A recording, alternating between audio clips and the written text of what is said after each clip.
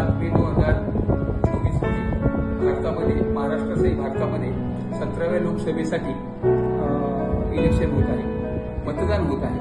त्या दिवशी बीडी उद्योगाला पूर्णपणे पगारी सुट्टी देण्यात आलेली आहे आणि त्या दिवशी आमचे सगळे बीडी कामगार अगदी आनंदाने एक राष्ट्रीय उत्सव म्हणून मतदान करणार।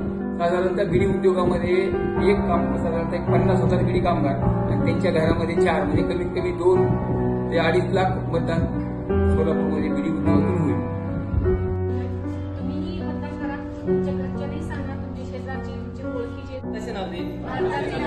लोकशाहीवर निष्ठा ठेवून याद्वारे प्रतिज्ञा करतो की आपल्या देशाच्या लोकशाही परंपरांचे